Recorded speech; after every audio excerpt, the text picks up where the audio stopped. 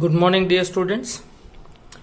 Physics standard 12 science chapter number 8 electromagnetic waves, उसमें example 8.3 the magnetic field in a plane electromagnetic wave is given by B Y is equal to 2 into 10⁻⁻7 2 into 10⁻⁻7 sine 0.5 into 10⁻³ plus 1.5 into 10 raised to 11 t Tesla. So what is the wavelength and frequency of the wave? And B is write an expression for the electric field. So first of all, equation, magnetic field equation, By is equal to 2 into 10⁻⁻7 sine 0.5 into 10⁻³ plus 1.5 into 10⁻11 t Tesla equation compare with By is equal to B naught sin kx plus omega t.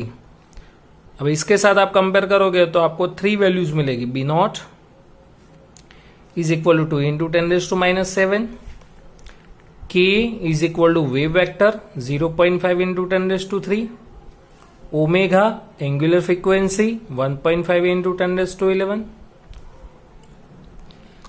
So E naught by B naught is equal to C. तो E naught is equal to C B naught. तो 3 into 10⁸ into 2 into 10⁻⁻7 यानी 60 volt per metre. K is a proportionality constant, K is a wave vector 2 pi by lambda is equal to 0.5 into 10⁻³. तो lambda को subject बनाओ तो 2 into 3.14 divided by 0.5 into 10⁻³. तो answer is 1.26 metre. Omega is equal to 2 pi nu. Omega is equal to 2 pi nu is equal to 1.5 into 10⁻11. So nu is equal to 1.5 into 10⁻11 divided by 2 into 3.14. तो आपको answer मिलेगा 23.9 gigahertz. अब electric field का equation लिखे तो Ez is equal to C magnetic field parallel to the Y axis, वो यहां से पता चलेगा. इलेक्ट्रोमैग्नेटिक वेव्स की direction of propagation is X. Direction of propagation is X. Magnetic field parallel to the Y axis, so electric field parallel to the Z axis. तीसरी कौन सी axis बाकी रही? Z. And that's why here Ez is equal to E naught sin kx minus kx plus omega T. E naught हमने find किया 60, sign बाकी सब पूरा ये जो ब्रैकेट वाला पोर्शन है वो यहां पे लिख दो.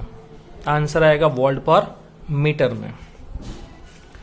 Next is example 8.5 calculate the electric field and magnetic field produced by the radiation coming from a 100 watt bulb at a distance of 3 meter. Assume that the efficiency of the bulb is 2.5% and it is a point source. It is a point source, that means कि ये bulb है और उसके आसपास spherical surface है और bulb में से जो वेव्स इंटेंसिटी वाले प्रोड्यूस हो रहे हैं incident on the spherical surface. And this distance between surface and bulb is equal to radius. कितना है रेडियस? कितना है डिस्टेंस? 3 मीटर. तो वो हो जाएगा radius, distance between bulb and surface. तो power P is equal to 100 watt. 100 watt यानी joule per second. Radius R equal to 3 metre. Efficiency of bulb is 2.5%. कितना एनर्जी प्रोड्यूस हो रहा है? 100 जूल. बट उसमें बल्ब का एफिशिएंसी 2.5% है तो 2.5% ऑफ 100 जूल. तो 2.5 डिवाइडेड बाय 100 इंटू 100, तो एनर्जी इज 2.5 जूल. इस पर से हमको इंटेंसिटी मिलेगी I is equal to E by AT. I is equal to E by AT या U बाय AT. ये स्पेरिकल सरफेस है, होलोस्फीयर, तो उसका एरिया आएगा 4 पाई r². तो energy is 2.5. Energy is 2.5 divided by 4 into 3.14 into 3 square, radius is 3 into 1, तो intensity is 0.022 what पर metre square. Energy पर से आपको इंटेंसिटी मिला, अब इंटेंसिटी पर से आपको एनर्जी डेंसिटी मिलेगी। I is equal to rho C, I is equal to rho C, I for intensity, rho for energy density, C for velocity of light. So rho is equal to I by C, 0.022 divided by 3 into 10⁻⁸। तो answer is 7.3 into 10⁻⁻11 joule per metre cube. Intensity पर से energy density मिला, अब energy density पर से आपको electric field मिलेगा। Rho is equal to, last properties याद करो, last property, rho is equal to epsilon nought E nought square by 2।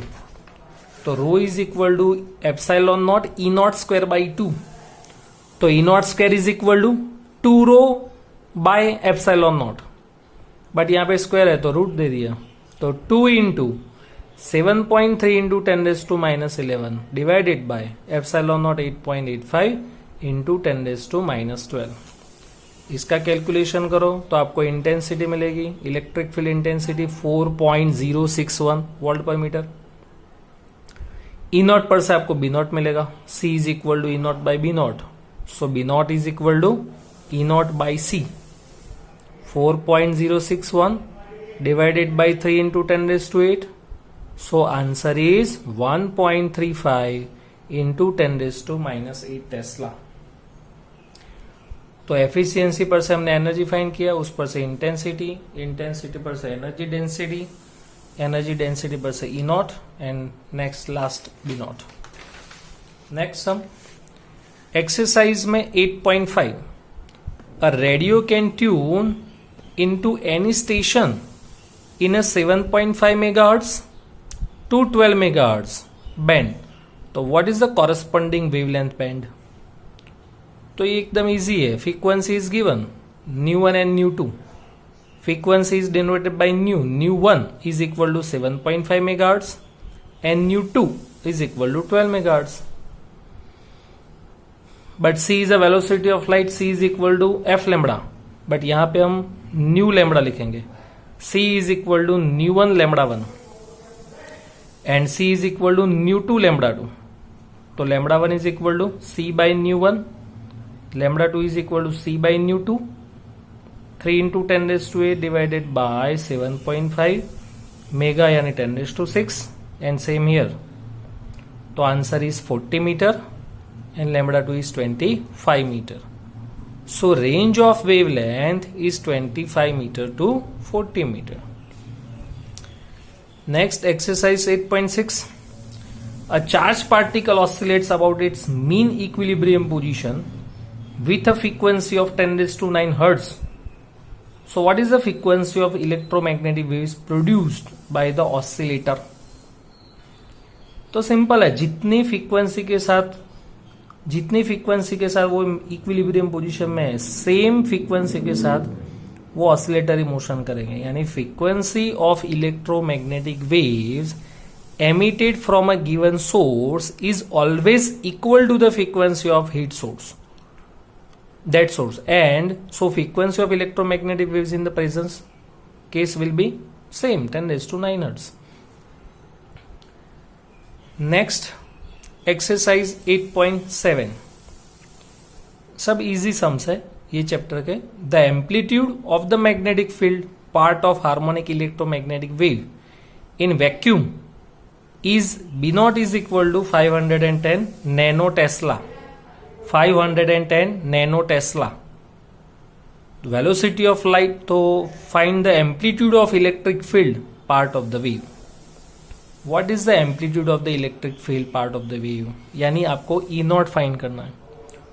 तो सेकंड नंबर का प्रॉपर्टी हमने अप्लाई किया, सेकंड नंबर का characteristics C is equal to E naught by B naught, तो E naught is equal to C B naught, E naught is equal to C B naught, C is the velocity of light 3 into 10⁸, and B not is equal to 510 nano tesla 10⁻⁹। तो answer is 153 newton per coulomb. E naught is equal to 153 newton per coulomb.